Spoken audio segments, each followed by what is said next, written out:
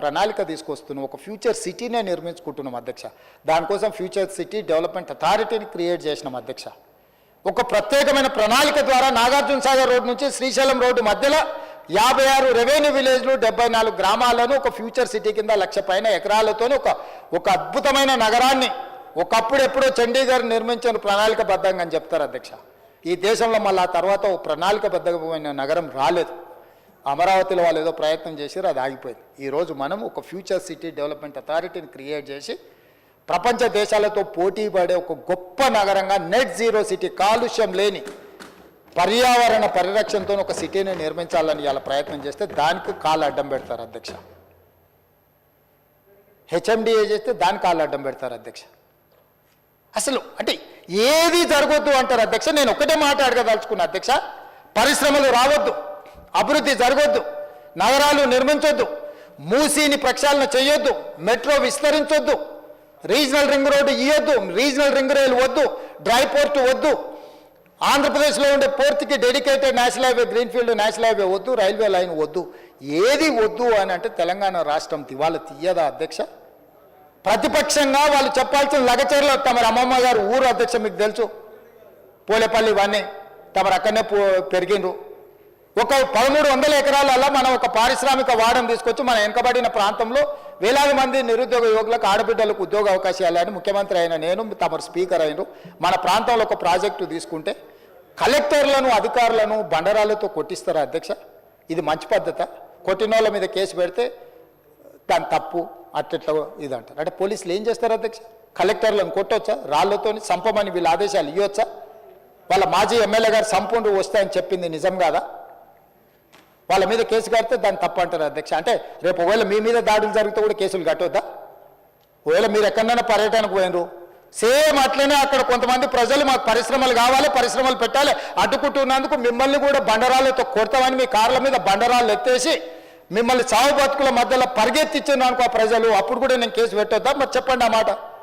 చెప్తే ఆటవిక రాజ్యానికి వదిలేద్దాం, ఎవరైనా దాడులు చేసుకోవచ్చు, ఎట్లయినా పోదాం. మీకు రక్షణ కావాలి, రక్షణ వలయం ఉండాలి, మిమ్మల్ని ప్రభుత్వాలు కాపాడాలి. కానీ ప్రభుత్వంలో 24 గంటలు పనిచేసే అధికారులను మేము కాపాడొద్దా? రెవెన్యూ సిబ్బందిని కానీ ఇతర శాఖ సిబ్బందిని మేము కాపాడొద్దా? దాడులు చేసిన దుర్మార్గుల మీద కేసులు కట్టొద్దా? ఎట్లా అధ్యక్ష చెప్పండి? దాడి అనేది దాడే. నీకు నిరసన తెలపడానికి ఇందిరా పార్క్ ఓపెన్ చేసినాం కదా ధర్నా చేయడానికి, మీరు మూసేస్తే ఇందిరా పార్కులో వచ్చి ధర్నా చేయండి, కూర్చోండి, నిరసన తెలపండి. ప్రతిదానికి ఒక పద్ధతి ఉంది అధ్యక్ష. భౌతిక దాడులను మనం ప్రోత్సహిద్దామా? ఇదేనా వీళ్ళు నేర్పిన సంస్కృతి? ఇదేనా వీళ్ళు తెలంగాణ రాష్ట్రంలో పెంపొందించదలుచుకున్నది? చేయొద్దా తెలంగాణను అభివృద్ధి? పరిశ్రమలు రావద్దా? పెట్టుబడులు పెట్టొద్దా? నిరుద్యోగ యువకులకు ఉద్యోగ ఉపాధి అవకాశాలు ఇవ్వొద్దా? ఈ విద్యార్థులకు చదువు చెప్పొద్దా? యంగ్ ఇండియా స్కిల్స్ యూనివర్సిటీ వద్దా? యంగ్ ఇండియా స్పోర్ట్స్ యూనివర్సిటీ వద్దా? Young India integrated residential schools వద్దా?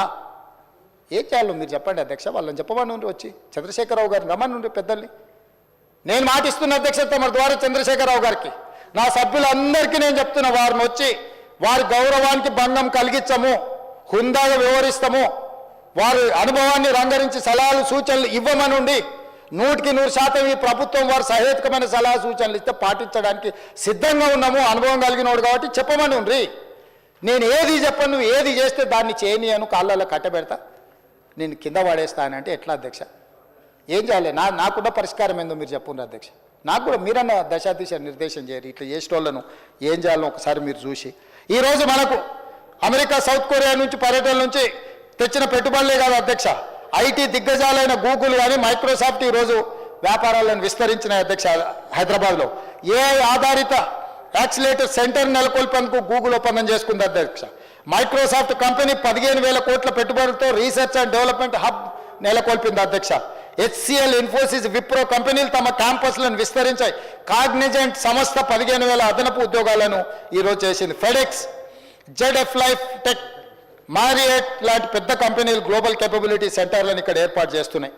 ఇటీవలనే బయోటెక్లో ప్రపంచంలో పేరెనికైన ఆమ్జెన్ ఈరోజు అమెరికా బయట మొట్టమొదటిసారి పెట్టుబడులు పెట్టింది. హైదరాబాద్లో 6,000 మంది ఉద్యోగస్తులతో ప్రారంభించారు అధ్యక్ష. నేనే స్వయంగా వెళ్ళిన. లెన్స్కార్తో నిన్నమనని మా మిత్రుడు శ్రీధర్ బాబు గారు 1,500 కోట్ల రూపాయలతోని కళ్ళద్దాల కంపెనీ ఈరోజు పెట్టుబడులు పెట్టింది అధ్యక్ష. ఇన్ని అద్భుతాలను సాధిస్తుంటే ప్రపంచంలోనే ఫస్ట్ మ్యానుఫ్యాక్చరింగ్ యూనిట్ హైదరాబాద్లో తెస్తే అభినందించాల్సింది పోయి మమ్మల్ని తిట్టేది ఏంది అధ్యక్ష? నువ్వు అభినందించక పర్వాలేదు. మేము కట్టిన శిల్పారామం దగ్గర నువ్వు కావాలంటే సెల్ఫీ దిగు, సెల్ఫీ డబ్బా కొట్టుకో, మేమేం వద్దంటలేము. ఆ శిల్పారామం కూడా మేము కట్టింది, నువ్వు కట్టినావు. హైటెక్ సిటీ నేదురుమల్లి జనార్దన్ రెడ్డి గారు పునాది రాయేసి చంద్రబాబు నాయుడు గారు కట్టారు. అక్కడ కూడా ఫోటో దిగి పెట్టుకో, ఎవడొద్దు అంటుండే. నీకు కావాల్సింది గంతే కదా. రేపు కూడా ఇప్పుడు మా శ్రీధర్ బాబు గారు ప్రారంభించిన సంస్థలల్లో నువ్వు సెల్ఫీ దిగు, సెల్ఫీ డబ్బా కొట్టుకో, మేమేం వద్దనలేదే. కానీ అడ్డుకోవడం ఎక్కడి సాంప్రదాయము, ఎక్కడి విధానం ఇది? ఎక్కడ నేర్చుకున్నారు ఈ విధానము? ఈ విధానం తెలంగాణకు మంచిదా అని నేను అడుగుతున్నా అధ్యక్ష. నాకు అర్థం కావట్లేదు అధ్యక్ష. ఈ 15 నెలల్లో వాళ్ళ విచిత్రమైన పోకడలు, వికృతమైన చేష్టలు. ఇట్లా ఆయన పెద్ద మనిషి అని చెప్పాలి కదా. ఈ పిల్లల కట్టి తెలియదు, తాడిపొంగడం లేని వాళ్ళు అనుకుందాం కాసేపటికి. పెద్ద మనిషి అని చెప్పాలి కదా, ఇది పద్ధతి కాదు, ఇది తప్పు అని. మన ఇళ్ళలో మన పెద్దలు మనకు చెప్పారా అధ్యక్ష? ఈ వయసులో కూడా నాకు అప్పుడప్పుడు జానారెడ్డి గారి దగ్గరకు వాళ్ళ దగ్గరకు పోతుంటాను. ఎందుకు? మనకంటే అనుభవం ఉన్నోళ్ళు లేదని చెప్తే నేర్చుకుందామనే కదా.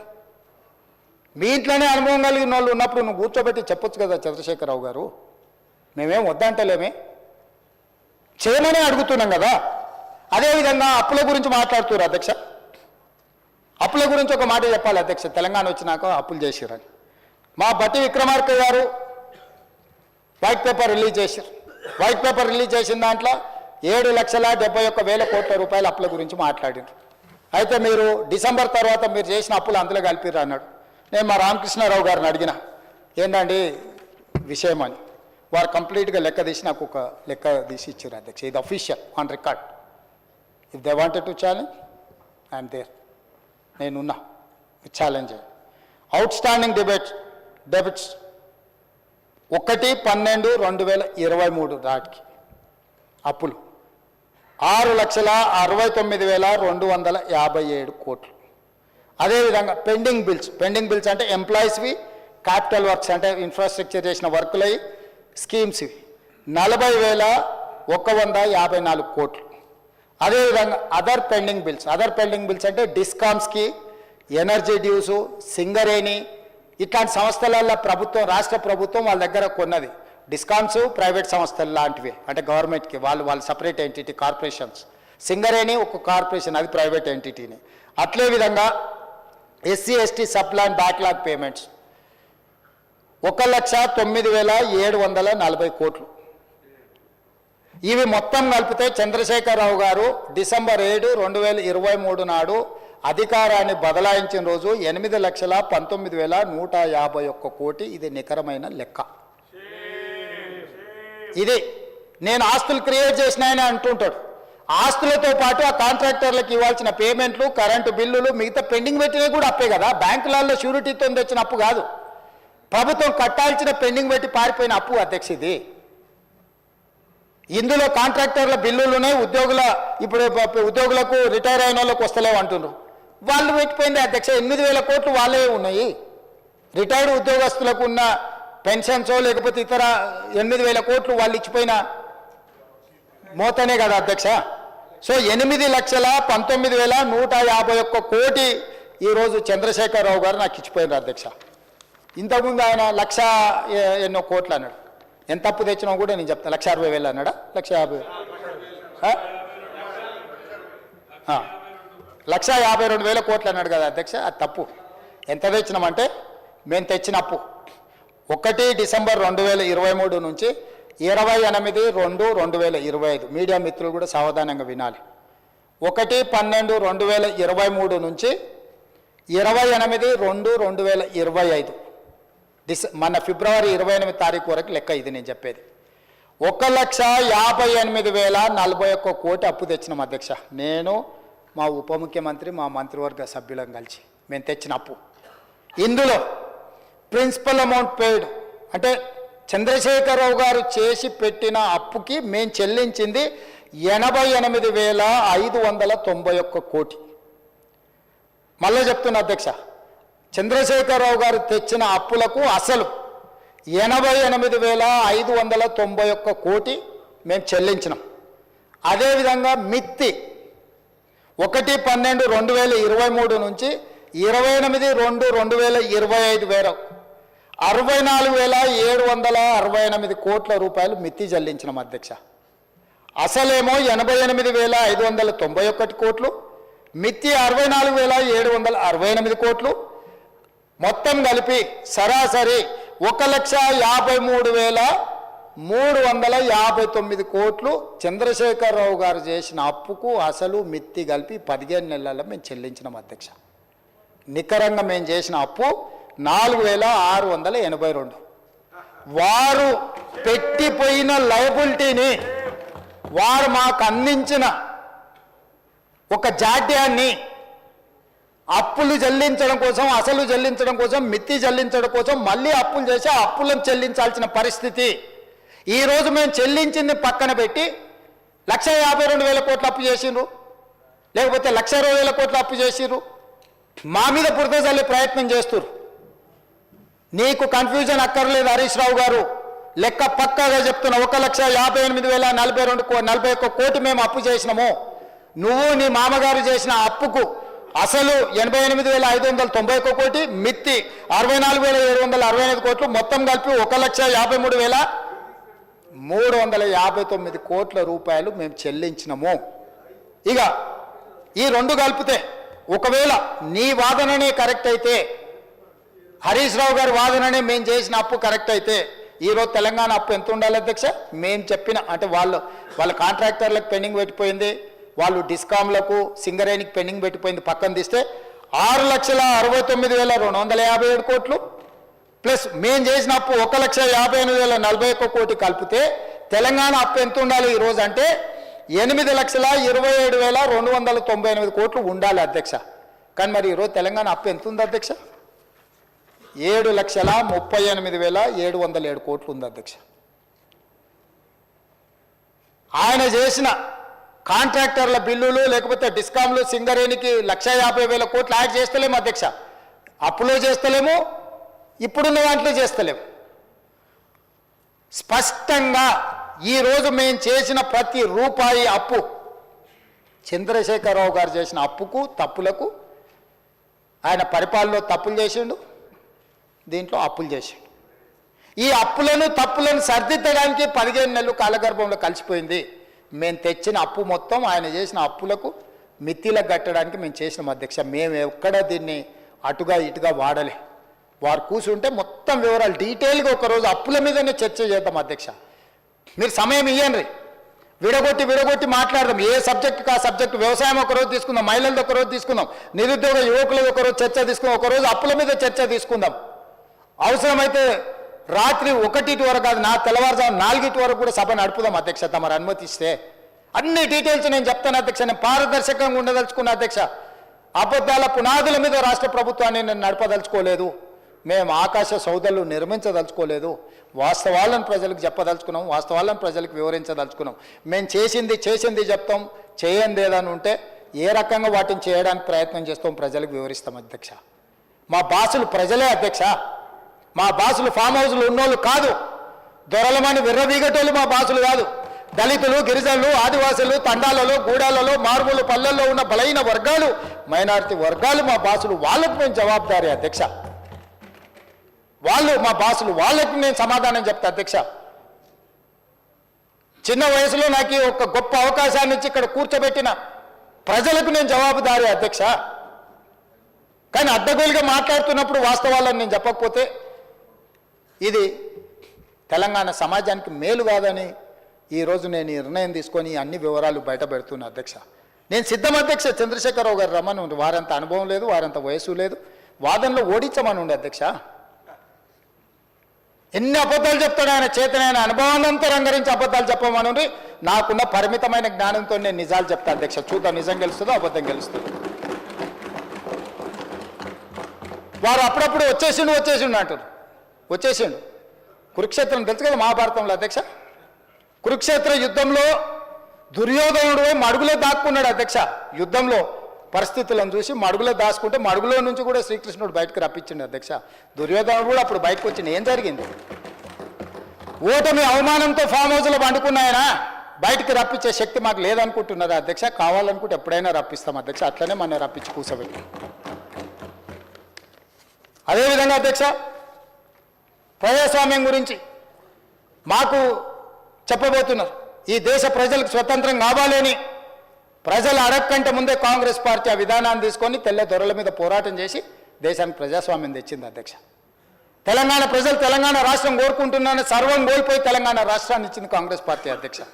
తెలంగాణ రాష్ట్రం వచ్చిన తర్వాత ఇనుప కంచెలతోటి ప్రగతి భవన్ చుట్టూత పహారాలు ఉంటే డిసెంబర్ 7 నాడు మధ్యాహ్నం మేము ప్రమాణ స్వీకారం చేసే లోపల ముళ్ళ కంచెల్ని బద్దలు కొట్టించి దొరల గడికి జ్యోతిరావు పూలే భవన్గా మార్చి పేదలు ప్రతిరోజు అక్కడికి వచ్చేటట్టు వందలాది మంది అక్కడికి వచ్చి తమ విజ్ఞాపన పత్రాలు ఇచ్చేటట్టు దాన్ని అత్యంత చిత్తశుద్ధి కలిగిన డాక్టర్ చిన్నారెడ్డిని ప్లానింగ్ కమిషన్ వైస్ చైర్మన్ చేసి వారంలో 2 రోజులు అక్కడ కూర్చొని మొత్తం వ్యవస్థను ఏర్పాటు చేసి ప్రజా సమస్యలను పరిష్కరించడానికి ఒక వేదికగా మార్చిన చరిత్ర మాది అధ్యక్ష.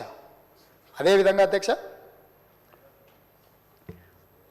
ఈరోజు ఉత్తమ్ కుమార్ రెడ్డి గారు కూడా చెప్పినారు, కులగణన మీద మంత్రివర్గ ఉపసంఘాన్ని వేసింది మేము అధ్యక్ష. మా ప్రభుత్వం 1931లో చేసిన కులగణన మళ్ళీ ఎప్పుడు జరగలే.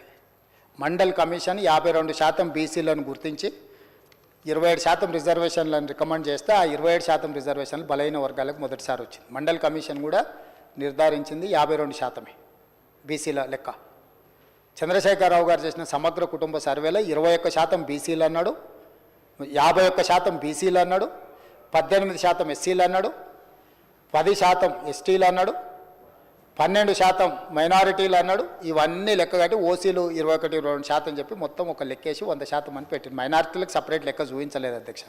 51% బీసీలను చూపించిండు, 18% ఎస్సీలను చూపించిండు, 79%, 21% ఓసీలను చూపించండి 90%, 10% ఎస్టీలను చూపించండి 100%. ఆయన ఇచ్చిన లెక్క ఇది అధ్యక్ష. ఈరోజు మేము మంత్రివర్గ ఉపసంఘాన్ని వేసి చర్చించి ఆ తర్వాత కమిషన్ని అధికారులను అందరిని నియమించి ప్లానింగ్ డిపార్ట్మెంట్ ద్వారా 1,03,000 మంది 94,000 మంది ఎన్యూమరేటర్సు, 10,000 మంది సూపర్వైజర్లు, అదేవిధంగా కలెక్టర్ల నుంచి చీఫ్ సెక్రటరీ వరకు, ఎన్యూమరేటర్ నుంచి చీఫ్ సెక్రటరీ వరకు, ముఖ్యమంత్రి నుంచి మంత్రివర్గ సహచరులందరూ మంత్రివర్గ ఉపసంఘాన్ని ఏర్పాటు చేసి ఒక వ్యవస్థను చేసి 50 రోజులు నిరంతరం చేసి 3,54,774 మందిని ఈ భాగస్వాములను చేసి 96.9% పాల్గొన్నారు. 3.1% పాల్గొనాలి. వాళ్ళకు కూడా రెండో అవకాశం ఇచ్చినాం. మేము పాతది తప్పన్నారు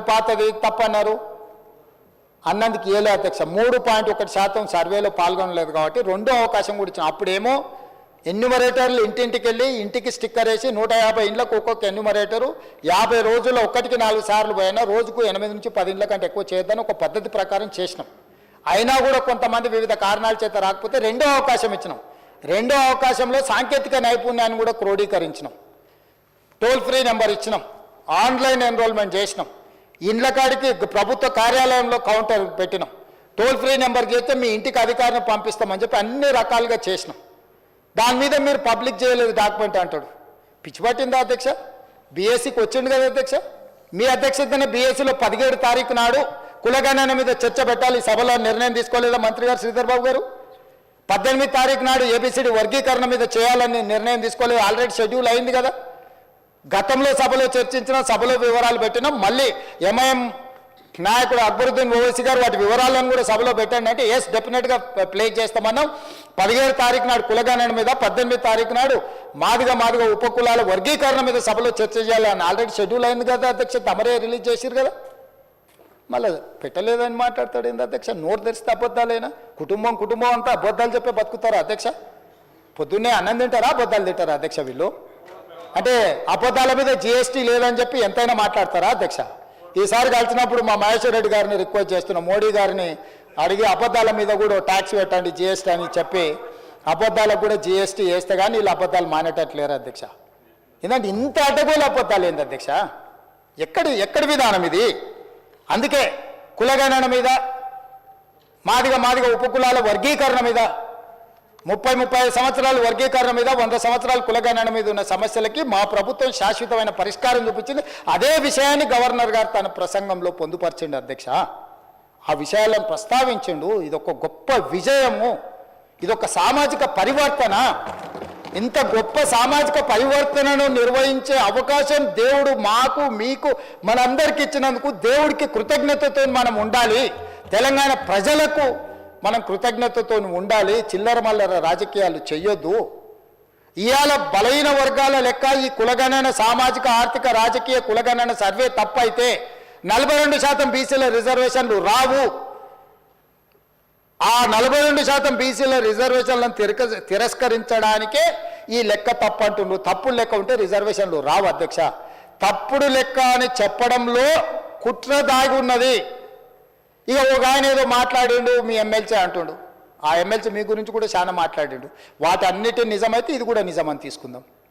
సేమ్ ఎమ్మెల్సీ మీ గురించి, మీ కుటుంబం గురించి, మీ వ్యవహారాల గురించి సంవత్సరాల నుంచి మాట్లాడుతున్నాడు. అవన్నీ ఒకసారి లైనప్ చేసి ఇక్కడ పెట్టి అవన్నిటిని మీరు ఏకగ్రీవంగా ఆమోదిస్తే ఇప్పుడు ఆయన మాట్లాడింది కూడా ఆమోదిద్దాం. ఇక ఆయననే ప్రాతిపదికగా తీసుకుందాం.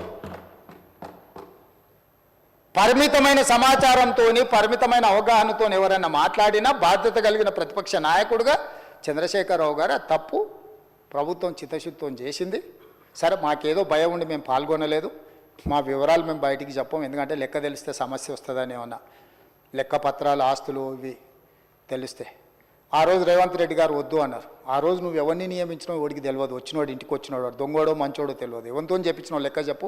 ఇవాళ మొత్తం ప్రభుత్వ ఉద్యోగులు, టీచర్లు, ప్రభుత్వ సిబ్బందితో చేయించిన మా బట్టి విక్రమార్క గారు ప్లానింగ్ డిపార్ట్మెంట్ చేయించింది. ఎవరిని పడితే వాడిని ఇంట్లోకి దోలలే. మేం చేసిన దానికి మీరు చేసిన దానికి ఆకాశం అంత అంతరం ఉంది. మేము పక్కాగా పకడ్బందీగా ప్రభుత్వ ఉద్యోగస్తులను పెట్టి చేసినాం. నువ్వు చేసిన వాళ్ళు ఎవరో వివరాలు చెప్పు. 12 గంటలలో ఇన్ని కోట్ల మందిని లెక్కలు రాసుకొచ్చిన వాళ్ళ వివరాలు ఏడునో చెప్పు. ఇవాళ ప్రతి ఎన్యూమరేటర్ వివరాలు మా బట్టి గారు ఇస్తారు, ప్రతి డేటా ఎంట్రీ ఆపరేటర్ వివరాలు ఇస్తారు. దాదాపుగా 1,40,000 మంది ప్రాసెస్లో భాగస్వామ్యమయ్యారు. 1,40,000 మంది యొక్క వివరాలు ప్రభుత్వంలో ఏ హోదాలలో వాళ్ళు ఉద్యోగాలు చేస్తారో వాటన్నిటినీ మేము చెప్తాం అధ్యక్ష, ఇస్తాం. నువ్వు చేసిన వాళ్ళ వివరాలు చెప్తావా? నువ్వు ఓన్ చేసుకుంటావా? పోనీ ఇప్పుడు సమగ్ర కుటుంబ సర్వే ఏదైతే ఉందో దాన్ని టేబుల్ చేస్తా నేను, ఎస్ ఇది మేము చేసినాం, ఇది కరెక్ట్ అని చెప్తాడా? మాదిగా ఉపకులాలు తెలంగాణ రాష్ట్రంలో ఉన్నది 59. ఆ సుఖమైన ఆయన లెక్క చేస్తే 82 కులాలు తేలినాయి. ఏడికెళ్ళి తేవాలి అధ్యక్ష మిగతా కులాలు? ఎవరు తేవాలి? ఇంకా మా దామననే చెప్పాలి మరి ఆ కులాలు ఎక్కడి నుంచి వచ్చిన తెలంగాణ రాష్ట్రంలో. ఈ ఆయన లెక్కలు ఇక సరే, అదొకటి. అదేవిధంగా తెలంగాణ సంస్కృతి అధ్యక్ష, ఎప్పుడైనా తెలంగాణ భాష పట్ల, తెలంగాణ సంస్కృతి పట్ల, తెలంగాణ సాంస్కృతికోత్క ఉద్యమం చేసిన వాళ్ళ గురించి ఎప్పుడైనా ఆలోచన చేసిండా అధ్యక్ష? మేం చేసినాం అధ్యక్ష. అందుకే తెలంగాణ ఉద్యమంలో సమిధలైన తెలంగాణ ఉద్యమాన్ని ఉవ్వెత్తున ప్రజలలోకి తీసుకెళ్లిన గొప్ప వ్యక్తులను గుర్తించి, ఆ గొప్ప వ్యక్తులైన గద్దర్, గూడ అంజయ్య, బండి యాదగిరి, అందశ్రీ, సుద్దాల అశోక్ తేజ, గోరెట వెంకన్న, పాశం యాదగిరి, ఎక్క యాదగిరి, టి జయరాజులను తామరపత్రం ఇచ్చి ₹1,00,00,000 ఇచ్చి ఒక 300 గజాలు ఒక గుర్తింపు, మేమున్నాం, మిమ్మల్ని గుర్తించినము, ప్రజల కోసం సర్వం త్యాగం చేసిన మిమ్మల్ని తెలంగాణ సమాజం మరవలేదు, ఈ సమాజం ఎప్పటికీ మిమ్మల్ని గుర్తు పెట్టుకుంటుంది అని చెప్పి ఈరోజు వాళ్ళని గుర్తించిన అధ్యక్ష. 10 ఏళ్లలో ఒక్క రోజైనా నీకు మనసు వచ్చిందా వీళ్ళ పేర్లు ఉచ్చరించడానికైనా? అదే గద్దరన్న ప్రగతి భవన్ ఎదురుగా వచ్చి కూర్చుంటే గంటల కొద్ది ఎర్రటి ఎండ కూసబెట్టినవు తప్ప లోపలికి అనుమతించినవా?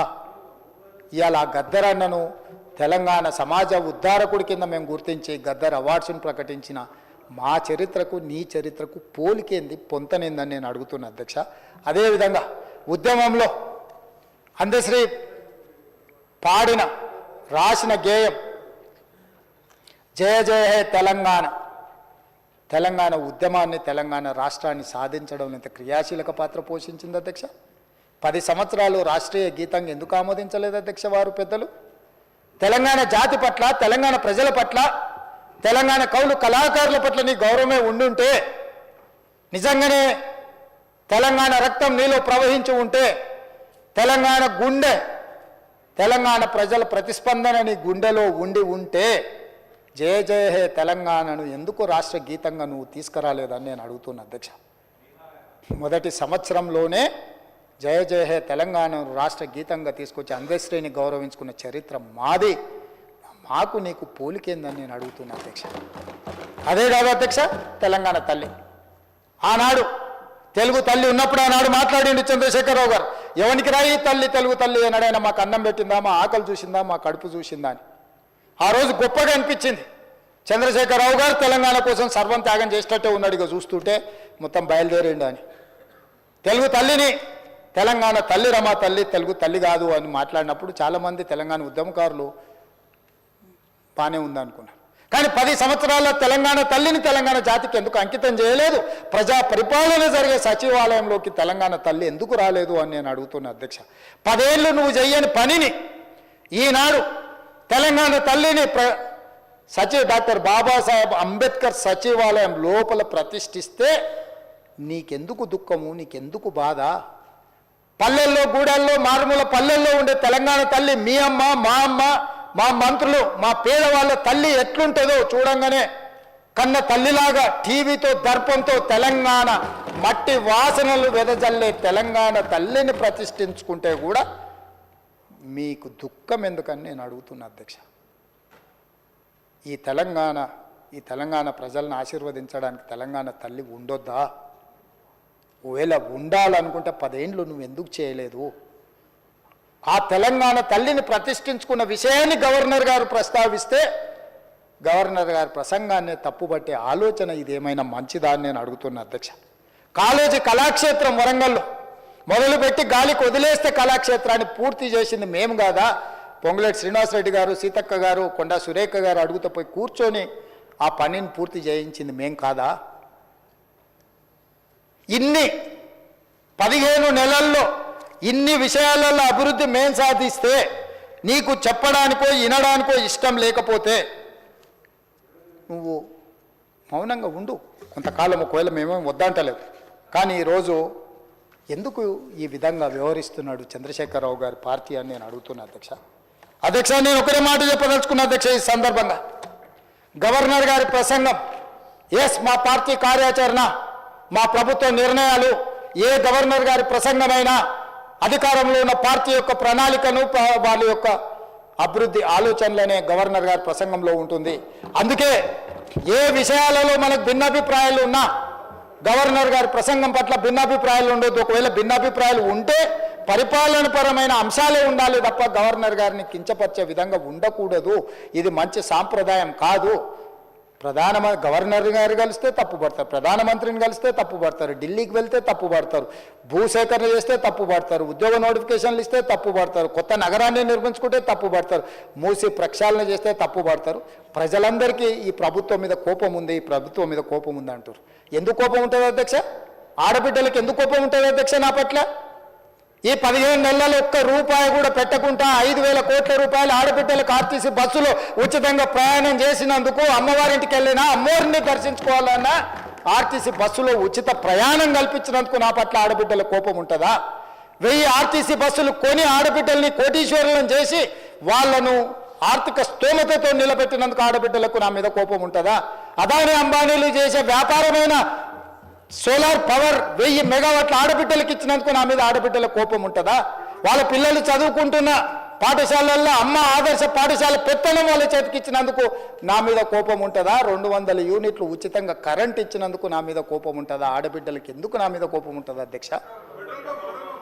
ఆడబిడ్డలకు పెట్రోల్ బంపులు ఇచ్చిన అధ్యక్ష, మర్చిపోయినా, నారాయణపేటలో ప్రారంభించిన ప్రతి జిల్లా కేంద్రంలో మొట్టమొదట ఆడబిడ్డలు పెట్రోల్ బంకులు పెట్టి నడుపుకునే విధంగా ఆడబిడ్డలను ఆర్థికంగా నిలబెట్టినందుకు నా మీద కోపం ఉంటుంది అధ్యక్ష. అదేవిధంగా ఇందిరా మహిళా శక్తి పేరు మీద భవనాలు జిల్లాల పరంగా మొత్తం ఇచ్చినందుకు నా మీద ఆడబిడ్డలకు కోపం ఉంటుందా? ఎందుకు ఉంటుందని అడుగుతున్నా అధ్యక్ష.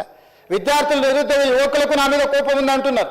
ఎందుకుంటారు అధ్యక్ష? మొదటి సంవత్సరంలోనే 57,924 ప్రభుత్వ ఉద్యోగాలు ఇచ్చినందుకు నా మీద యువకుల కోపం ఉంటుందా? గ్రూప్ 1 పరీక్షలు 15 ఏళ్లలో నిర్వహించకపోతే నిర్వహించిన నా మీద 563 గ్రూప్ 1 అధికారుల పోస్టులు ఇచ్చినందుకు నా మీద ఉంటుందా? గ్రూప్ 2 పోస్టులు ఈరోజు ఇస్తున్నందుకు నా మీద కోపం ఉంటుందా? గ్రూప్ 3 పోస్టులు ఇచ్చినందుకు నా మీద కోపం ఉంటుందా? డిఎస్సి ఉద్యోగాలు ఇచ్చినందుకు నా మీద కోపం ఉంటుందా? పోలీస్ స్కూల్ నిర్మించినందుకు నా మీద కోపం ఉంటుందా? Young India integrated residential schools పెట్టినందుకు దళితుల, గిరిజనులకు, ఆదివాసులకు నా మీద కోపం ఉంటుందా? యంగ్ ఇండియా స్పోర్ట్స్ యూనివర్సిటీని పెట్టినందుకు నా మీద కోపం ఉంటుందా? అకాడమీ పెట్టినందుకు నా మీద కోపం ఉంటుందా? యంగ్ ఇండియా స్కిల్స్ యూనివర్సిటీ పెట్టినందుకు నా మీద కోపం ఉంటుందా? ఇన్ని ఈ యువకుల కోసం మెస్ ఛార్జీలు 40% పెంచినందుకు ఆ పిల్లలకు నా మీద కోపం ఉంటుందా? 200% ఆడబిడ్డల కాస్మెటిక్ ఛార్జెస్ పెంచినందుకు నా ఆడబిడ్డలకు, నా చెల్లెళ్లకు నా మీద కోపం ఉంటుందా? ఎందుకు ఉంటుందని నేను అడుగుతున్నా అధ్యక్ష. నా రైతులకు తెలంగాణలో ఉండే రైతులకు లక్షలాది మంది రైతులకు 25,35,000 మంది రైతులకు 20,617 కోట్ల రూపాయలు 2 లక్షల వరకు రుణమాఫీ చేసినందుకు రైతులకు నా మీద కోపం ఉంటుందా? రైతులు పండించిన పంట సన్న వడ్లకు 500 రూపాయల బోనస్ ఇచ్చినందుకు నా మీద కోపం ఉంటుందా? దేనికోసం నా మీద కోపం ఉంటుంది అధ్యక్ష? ఇందిరమ్మ ఇండ్లు 4.5 లక్షల ఇండ్లు పేదల కాన్స్టిట్యున్సీకి 3,000 ఇచ్చి 25,000 కోట్ల రూపాయలు ఖర్చు పెడుతున్నందుకు పేదలకు నా మీద కోపం ఉంటుందా అధ్యక్ష? యూనివర్సిటీలు 14 యూనివర్సిటీలకు ఎస్సీ ఎస్టీ బీసీ మైనారిటీ అందరినీ వైస్ ఛాన్సలర్గా నియమించినందుకు నా మీద కోపం ఉంటుందా? విద్యా కమిషన్ వేసినందుకు నా మీద కోపం ఉంటుందా? వ్యవసాయ కమిషన్ వేసినందుకు నా మీద కోపం ఉంటుందా? రేషన్ కార్డ్స్ ఎన్నో ఏళ్ళ నుంచి రేషన్ కార్డు లేకపోతే కొత్త రేషన్ కార్డులు ఇచ్చినందుకు నా మీద కోపం ఉంటుందా? సిలిండర్లు 500కి ఇచ్చినందుకు కోపం ఉంటుందా? ఎందుకు కోపం ఉంటుందని నేను అడుగుతున్నా అధ్యక్ష. చెప్పండి. నా మీద కోపం మీకు ఉంటుంది. మీ కుర్చీ గుంజుకున్నాను కోపం ఉంటుంది, మీకు అధికారం కోల్పోయిన దుఃఖంలో మీకు కోపం ఉండొచ్చు. నిన్న మొన్న సోషల్ మీడియాలో భూభారతి మీరు ధరణి పేరు మీద వేల లక్షల ఎకరాలు కొల్లగొట్టినందుకు, ప్రక్షాళన చేసి భూభారతి తెచ్చినందుకు, పేదల భూములు పేదలకు ఇవ్వాలన్నందుకు నా మీద కోపం ఉంటుంది. దేనికి నా మీద కోపం ఉంటుంది అధ్యక్ష? పెయిడ్ ఆర్టిస్టులను తెచ్చి పార్టీ ఆఫీసులో పెట్టి వాటిని రికార్డ్ చేసి సోషల్ మీడియాలో పెడితే వాళ్ళ మీద పోలీసులు కేసు కడితే మీకు దుఃఖం వస్తుంది. అసలు ఈ భాష ఆ సోషల్ మీడియాలో పెట్టినట్టు ఒకసారి చూడండి అధ్యక్ష. 2014-15లో కొత్తగా ఎమ్మెల్యేలు ప్రమాణ స్వీకారం చేసినప్పుడు TV9లో ABNలో ఏదో వెటకారంగా ఒక చిన్న సన్నివేశాన్ని వేస్తే వాటిని సంవత్సరం పైన ఈ రాష్ట్రంలో బ్యాన్ చేసిండు అధ్యక్ష. రవి ప్రకాశం జైల్లో పెట్టాను, కృష్ణ మాదిగన్ జైల్లో పెట్టాను, చాలామంది జర్నలిస్టులు. ఇవాళ జైలుకు పోయిన అమ్మాయి కూడా SC ST కేసులు ఆ రోజు ఎస్సీలను అవమానించింది, జైలుకు పోయి వచ్చిన అమ్మాయి. ఎవరు జర్నలిస్ట్ అని నేను అడగదలుచుకున్న అధ్యక్ష, జర్నలిస్టులని వేదిక మీద నుంచి INPR లేకపోతే DAVP ఆమోదించిన పత్రికలు ప్రసార సాధనాలు వాళ్ళు ఇచ్చే ID కార్డులు ఉన్నోళ్ళు జర్నలిస్టులా? ఎవడు పడితే వాడు ఏదో ఒక ట్యూబ్ పెట్టుకొని మమ్మల్ని ఇష్ట రాజ్యంగా అధ్యక్ష. ప్రజా జీవితంలో ఉన్నాం కాబట్టి నిజంగా ఓపిక పడుతున్నాం అధ్యక్ష. రక్తం మరుగుతుంది. ఏంది భాష అది అధ్యక్ష? కుటుంబ సభ్యులను అంతేసి మాటలు అంటుంటే అసలు మీరు మనుషులా అని నేను వాళ్ళని అడగదలుచుకున్నా అధ్యక్ష. మీకు భార్య బిడ్డలు లేరా? తల్లిదండ్రులు లేరా?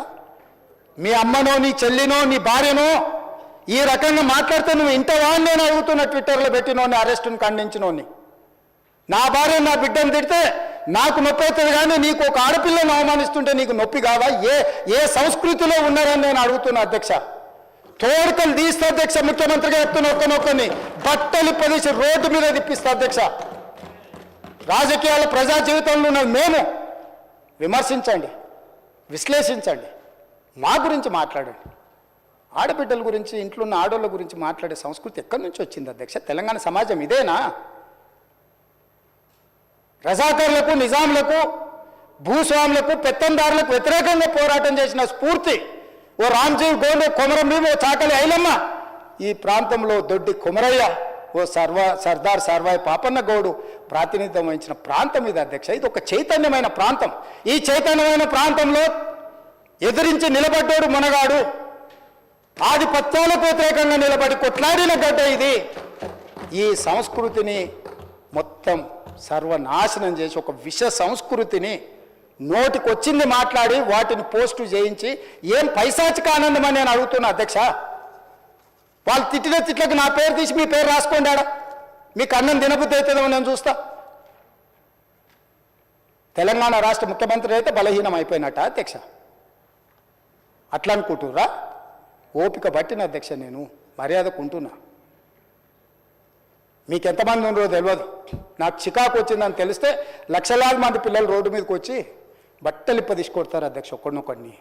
నేను వద్దంటున్నా కాబట్టి, చట్టాన్ని గౌరవిస్తా కాబట్టి, చట్టాల పట్ల, శాసనాల పట్ల, ఈ భారత రాజ్యాంగం పట్ల మాకు సంపూర్ణమైన విశ్వాసం, నమ్మకం ఉంది కాబట్టి ఏమనుకుంటూ ఊరుకుంటున్నాం అధ్యక్ష. అది మా చేతగాని తనం కాదు. చంద్రశేఖరరావు గారు నీ పిల్లలకు చెప్పు, ఇది మంచిది కాదు, నువ్వు అనుకుంటున్నావేమో ఇట్లా ఏదో చేస్తే మానసికంగా కుంగదీసి దెబ్బతీసి రాజకీయంగా ప్రయోజనం పొందుదామని నువ్వేమైనా కలలుగా అంటే నువ్వు అనుకుంటున్నావేమో. అట్లా కుదరదు చంద్రశేఖరరావు. నేను చెప్పదలుచుకున్నా, హద్దు దాటితే, మాట జారితే దాని ఫలితం ఎట్లుంటుందో అనుభవిస్తారని నేను చెప్పదలుచుకున్నా అధ్యక్ష. పదవి ఎంతకాలం ఉంటుందని కాదు, ఎట్లా ఉన్నామనేదాన్ని నేను లెక్కగడతా అధ్యక్ష. ఆత్మగౌరవం చంపుకొని పదవి కోసం లాలూచిపడి దిగజారే రాజకీయాలు నేను చేయను అధ్యక్ష. ఉన్నంత కాలమే ఉంటా, నిటారుగుంటా, నికార్సుగుంటా. ఏది పడితే అది మాట్లాడితే ఇక నుంచి ఊరుకొని నేను చెప్పదలుచుకున్నా.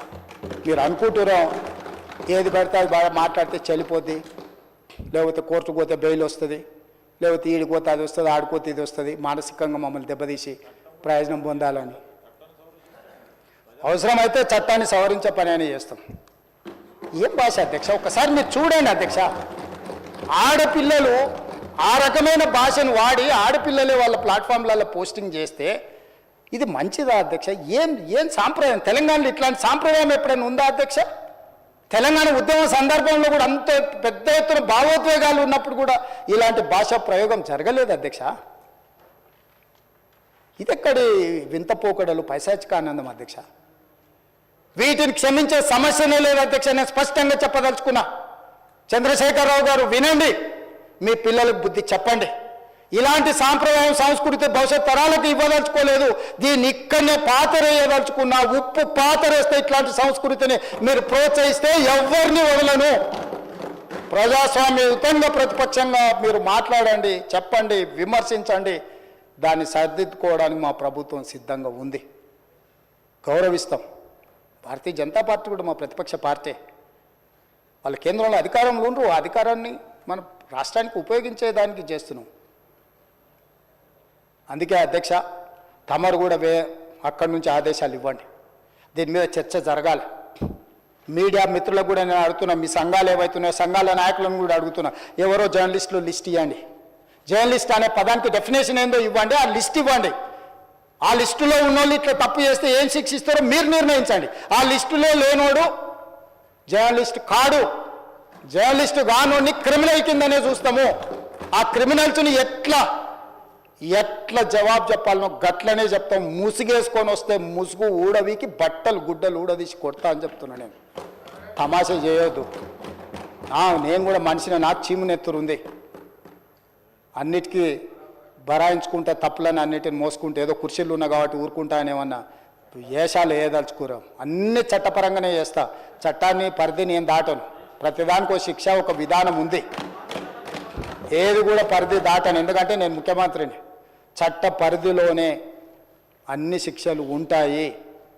జర్నలిస్టులకు కూడా నా సూచన, ఎవరు జర్నలిస్ట్ వాళ్ళ గుర్తింపు కార్డు ఏందో మీరు నిర్ణయించండి. అది ఏదో ఏ లైన్ మీరు చెప్తారో చెప్పండి, వాళ్ళని మినహాయిస్తాము. మిగతా వాళ్ళు మాట్లాడేదాన్ని విశ్లేషిస్తాము. వాళ్ళందరి గురించి చర్చ చేద్దాం. అవసరం అనుకుంటే తమరు అనుమతిస్తే నాకు ఒక రోజు దాని మీద చర్చ పెట్టాలని ఉంది సభలో అధ్యక్ష. సభా నాయకుడిగా నా రిక్వెస్ట్ మీకు ఒకటే, ఈ విశృంఖలత్వాన్ని ఆపాలి. ఎక్కడో ఒక దగ్గర దీనికి పరిష్కారం చూపించాలి అధ్యక్ష. పరిష్కారం చూపించకపోతే భవిష్యత్తులో ఈ తెలంగాణ సమాజానికి ఇది ఒక చీడపురుగులాగా ఈ వ్యవస్థను దెబ్బతీసే పరిస్థితి వస్తుంది. దానికోసం చట్టసభలు, కరెక్ట్ శ్రీధర్ బాబు గారు చెప్పినట్టు, దీనికి చట్టసభలే ఉన్నదే చట్టాలు చేయడానికి. దానికి చట్టం చేద్దాం. ఒకసారి తమ నేతృత్వంలో ఆదేశిస్తే లెజిస్లేటివ్ అఫేర్స్ మినిస్టర్ గారు జర్నలిస్ట్ సంఘాలను కూడా పిలిచి, అదేవిధంగా ఐఎన్పిఆర్ మినిస్టర్ గారు కూడా నా సూచన, మీరు పిలిచి కూర్చోబెట్టి మాట్లాడండి, ఇది చర్చ చేయండి. దీన్ని వదిలేసి ఊరుకుంటే ఎవరినో ఒకరిని అన్నారని కాదు, ఇది ఎవరినన్నా మనల్ని అందరిని అన్నట్లని. నా ఒక్కడి ఆవేదన కాదు, ఇది అందరి ఆవేదన వినే నేను ఈరోజు చెప్పదలుచుకుంటున్నాను. నన్ను ఒక్కరిని ఏదో అన్నారు ఇదని కాదు. ఇది మాత్రం మాత్రం మంచిది కాదు. మీరు చర్చ పెట్టండి, దీని మీద చర్చ జరగాలి. ఒక మంచి సాంప్రదాయానికి తెలంగాణ వేదిక అవ్వాలి. అందరినీ సహకరించమని సభలో ఉన్న సభ్యులందరం కూడా చర్చించుకుందాం. స్వీయ నియంత్రణతో పాటు రాజ్యాంగపరమైన నియంత్రణ కూడా అవసరమే. ఎవరైనా పరిధి